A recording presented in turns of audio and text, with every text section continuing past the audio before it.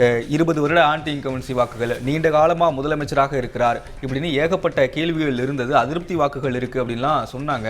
ஆனால் அறுதி பெரும்பான்மையாக தேசிய ஜனநாயக கூட்டணி முன்னிலையில் இருக்காங்க. நிலவரம் என்ன சொல்லுது? அதாவது கருத்து கணிப்போட எதிர்பார்ப்பெல்லாம் தாண்டி போயிட்டுருக்கு. ஆக்சுவலாக மேக்சிமம் கருத்து கணிப்புகளே 162 163 இடங்கள் தான் கொடுத்தாங்க. இன்றைக்கி அது 190 இடங்கள், கிட்டத்தட்ட 200 இடங்களுக்குள்ளே பிடிக்கிறதுக்கான வாய்ப்புகள் இருக்கிறத நம்ம பார்க்குறோம். ஸோ இது ஒரு பிரம்மாண்டமான வெற்றி என்பதில் எந்த விதமான சந்தேகமும் கிடையாது. அதாவது ஆர்ஜேடி காங்கிரஸ் அவங்க வச்ச குற்றச்சாட்டுகள் என்னென்னா, அந்த நிதிஷ்குமார் 20 வருஷமாக இருக்கார், அவர் மேலே மக்களுக்கு ஒரு சலிப்பு தட்டி எடுத்து, அதுக்கு ஆன்டி இன்கம்பன்சி இருக்குது, அவர் சரியாக கான்சன்ட்ரேட் பண்ணி வேலை செய்ய மாட்டேன்றார், தன்னுடைய பொறுப்புகளெல்லாம் வேறு ஒருத்தர் கொடுத்துட்டு அவர் சும்மா தான் இருக்கார் அப்படின்ற மாதிரி அவரை பற்றின அவருடைய ஹெல்த்து சம்மந்தப்பட்ட விஷயங்கள்லாம் நிறையா சொல்லிட்டு போனாங்க. அவர் மேலே எந்த விதமான ஊழல் குற்றச்சாட்டையும் சொல்ல விரும்பல. மற்றவங்க மேலெலாம் ஊழல் சொன்னாங்க, தவிர நிதிஷ்குமார் மேலே எதுவும் ஊழல் சொல்லலை. இருந்தாலுமே மக்கள் 20 வருஷம் ஆன்டி இன்கம்பன்சின்னா கொஞ்சம் இது ஒரு யங் ஃபேஸாக இருந்த ஆர்ஜேடியில் தேஜஸ்வரி அவர் ஒரு ஓல்டு ஃபேஸு, ஒரு யங் ஃபேஸு. மக்கள் ஒரு யங் ஃபேஸை விரும்புவாங்க. இவர் ஒரு அன்எம்ப்ளாய்மெண்ட் ப்ராப்ளத்தை அட்ரஸ் பண்ணுறாரு, வீட்டுக்கு குடும்பத்தில் ஒருத்தருக்கு வேலை கொடுப்பேன்னு சொல்கிறாரு. ஸோ அதனால் தேஜஸ்வரிக்கு ஒரு வாய்ப்பு இருக்குது. ராகுல் காந்தி தேஜஸ்வரி கம்பைன் கொஞ்சம் யங்ஸ்டராக இருக்கிறதுனால கொஞ்சம் அவங்களுக்கு மக்கள் இளைஞர்கள் ஆதரவு நிறையா கிடைக்கும் அப்படின்ற ஒரு எதிர்பார்ப்பு இருந்தது. அந்த சைடில் அவங்க ஜேடியு பாஜக என்ன பண்ணாங்க, திருப்பி நீங்கள் ஆர்ஜேடிக்கு ஓட்டு போட்டிங்கன்னா காட்டாட்சி தான் இங்கே வரும், இங்கே சட்டம் ஒழுங்கு படு மோசமாக போகும்னு ஒரு விஷயத்தை திருப்பி பிரைம் மினிஸ்டர்லேருந்து எல்லாருமே என்ன சொன்னாங்கன்னா, காட்டாட்சி மீண்டு வரும், துப்பாக்கியெல்லாம் ரோட்டில் துப்பாக்கி சூடு நடக்கும், பஸ்ஸில் பண்ணுவாங்க, பல விஷயங்கள் நடக்கும், சட்டம் ஒழுங்கு மோசமாக போகும் அப்படின்ற விஷயத்தை தான் இவங்க மேலே வச்சதை பார்த்தோம். ஸோ இந்த மாதிரி சூழலில் களம் ஒரு டஃப்பாக போகுன்றது தான் பெரும்பாலானுடைய கருத்து கணிப்பாக இருந்தது. டஃப்பாக தான் போகிறது போல் இருக்குது அப்படின்னு.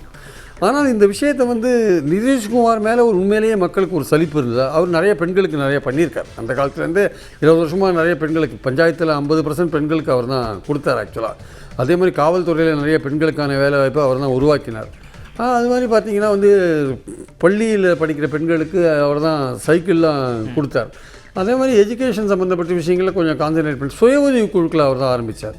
ஸோ இதெல்லாம் அவருக்கு ஒரு கிரெடிட் ஆக்சுவலாக. ஸோ பெண்கள் ஓட்டை அவர் வாங்கியிருந்தார். ஜாதி ரீதியாக ஒரு சிறுபான்மை பிற்பட்ட சமூகத்தை சேர்ந்தவர் இருந்தால் கூட குர்மி 3% தான் இருக்காங்க. இருந்தாலுமே ஒரு யாதவ் 14% தவிர மீதி இருக்கிற எக்ஸ்ட்ரீம்லி பேக்வேர்டெல்லாம் அவரை ஓரளவுக்கு ஆதரித்தாங்க. ஒரு 20% இபிசி அவங்க அவரை ஆதரித்தாங்க. அந்த சூழலில் 20 வருஷன்றது ஒரு கட்சிக்கு ரொம்ப அதிகமான காலகட்டம் தான். இப்போ 2010 தேர்தலில் பார்த்திங்கன்னா ஜேடியு 115 இடங்கள் வாங்கினாங்க. அதுக்கப்புறம் பார்த்திங்கன்னா அவங்க 71 இடங்களோ 77 இடங்களும் வந்தாங்க. அதுக்கப்புறம் 43 இடங்கள் வந்தாங்க. அப்போ அந்த சரிவை பார்த்திங்கன்னா அடுத்தது அவங்க சரிவை நோக்கி தான் போவாங்கன்றது தான் பொதுவான எண்ணமாக இருக்கும். ஆனால் இப்போது 20 தேர்தலில் முதல்ல பாஜகவோட சேர்ந்து அவங்க போட்டி போட்டாங்க. அப்புறம் நடுவில் திடீர்னு ஆர்ஜேடிக்கு மாறினாங்க. திருப்பி ஆர்ஜேடியிலேருந்து பாஜகவுக்கு வந்தாங்க. ஆனால் எந்த கட்டத்தில் எப்படி போனாலுமே நிதிஷ்குமார் தான் ஒரு முதல்வராக தொடர்ந்து இருந்துருக்கார். அது ஆர்ஜேடி சப்போர்ட்டோடு இருக்கார், இல்லை பாஜக சப்போர்ட்டோடு இருக்கார். 5 தடவை அது மாதிரி நடந்துருக்குறாங்க. அப்படி இருக்கார். அப்படி இருக்கும்போது அவர் பேரே பல்டிராம்னு வச்சுருந்தாங்க. அப்படிலாம் இருந்தபோது கூட அவருக்கு ஒரு நல்ல பேர் இருக்கிறது, விமன் மத்தியில் அவருக்கு ஒரு நல்ல பேர் இருக்கிறது, இதெல்லாம் பார்க்கும்போது சரி இந்த ஆன்டி இன்கம்பன்சியை மீறி அவர் வருவாரான்னா இல்லைங்க ஆன்டி இன்கம்பன்சி ரொம்ப மோசமாக இருக்குது, இந்த வாட்டி எப்படியும் ஒரு யூத் ஃபேஸாக தான் கொண்டு வரணும்னு பீகார் மக்கள் நினைக்கிறாங்க, மாற்றம் தேவைன்னு நினைக்கிறாங்க அப்படின்லாம் பேச்சு வந்தது. ஆனால் அன்ஃபார்ச்சுனேட்லி மக்கள் இதுக்கு பின்னாடி நிதிஷ்குமாருக்கு இவ்வளோ ஒரு டிஸ்அட்வான்டேஜான விஷயங்கள் ஆர்ஜேடி எடுத்து வச்சா கூட இந்த வெற்றிக்கு முழுவில் 80% பொறுப்பு பிஜேபி தான். அவங்க தான் இந்த நிதிஷ்குமாரை புஷ் பண்ணி அந்த வெற்றி மேடையில் ஏற்றி விட்ருக்காங்க ஆக்சுவலாக. ஏன்னா அவங்க தான் அவங்களுடைய ஸ்ட்ராட்டஜிக்கல் ஒர்க்கு தான். எஸ்ஐஆர்லாம் பார்த்திங்கன்னா 90,000 வாக்கு பூத்தில் அவங்க தான் ஒர்க் பண்ணியிருக்காங்க எஸ்ஐஆர் போதெல்லாம். ஸோ எல்லா பூத்துலேயும் பிஜேபி தான் ஒர்க் பண்ணியிருக்காங்க, பிஜேபி ஜேடியு தான் ஒர்க் பண்ணியிருக்காங்க. ரெண்டாவது எலெக்ஷன் நெருங்கும்பொழுது ஒரு வருஷத்துக்கு முன்னாடியிலேருந்தே இந்த வேலையை பிஜேபி ஆரம்பித்தாங்க. அவங்களுக்கு தெரியும் 20 வருஷம் நிதிஷ்குமார் இருக்கார், இதுக்கு ஒரு ஆன்டி இன்கம்பன்சி இருக்குன்னு தெரியும். அதனால் கடந்த யூனியன் பட்ஜெட்டில் 2 பட்ஜெட்டில் பார்த்தீங்கன்னாலே பீகாருக்கு எவ்வளோ அலாட் பண்ணியிருக்காங்க, 26,000 கோடி ரூபாய் ரோட்ஸுக்கே அலாட் பண்ணியிருக்காங்க. ஸோ அந்த மாதிரிலாம் அப்புறம் பார்த்தீங்கன்னா அந்த தாமரை விதை அந்த மக்வானான்னு ஒன்று இருக்குது, அதுக்கான போர்டு, அதை கொஞ்சம் வேல்யூ ஆட் பண்ணி அதை எக்ஸ்போர்ட் பண்ணுறது போன்ற விஷயங்கள், அது மாதிரி நிறைய விஷயங்கள் பண்ணுறாங்க. அதுக்கப்புறம் இப்போது வந்து தேர்தல் வாக்குறுதிகள் நிறையா இலவச வாக்குறுதிகளாகட்டும் போன்ற பல விஷயங்கள் இந்த சுய உதவி குழுக்களுக்கு இந்த ஜீவிகான்றாங்களே அந்த பெண்களுக்கெல்லாம் நிறைய அவங்க இது வாக்குறுதிகள்லாம் கொடுத்துருக்காங்க. முக்கியமாக வந்து பிரேக்ஃபாஸ்ட் ஸ்கீம், தமிழ்நாட்டில் நடக்கிற பிரேக்ஃபாஸ்ட் ஸ்கீம் மாதிரி அங்கேயும் பிரேக்ஃபாஸ்ட் பண்ணுறதா என்டிஏ வாக்குறுதி கொடுத்துருக்காங்க.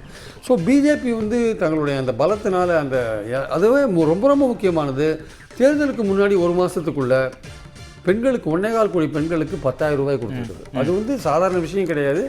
அது தேர்தல் நெருங்கும்போது கொடுத்த ஒரு விஷயம். அந்த பெண்களுக்கு பெரிய வகையில் வந்து உதவி பண்ணியிருக்கும். நிச்சயமாக அது வந்து ஜேடியு பிஜேபிக்கு ஒரு பெரிய ஓட்டை கொண்டு வந்திருக்கும்.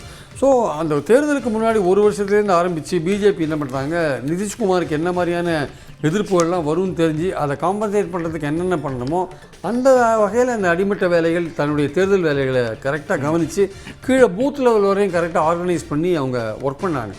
அங்கே பீகாரை பொறுத்த மட்டும் இந்துத்துவாக்கு ஒன்றும் பெரிய வேலை கிடையாது. இந்துத்துவ ஐடியாலஜி வந்து உத்தரப்பிரதேஷ் மத்திய பிரதேஷ் மாதிரி அங்கே அந்த மதத்தின் பேர் சொல்லி நீங்கள் அங்கே ஓட்டு வாங்குறது ஒன்றும் பெரிய விஷயம் கிடையாது. அங்கே வந்து நீங்கள் வேலைகள் செய்யணும், கீழே வந்து ஒர்க் பண்ணணும்.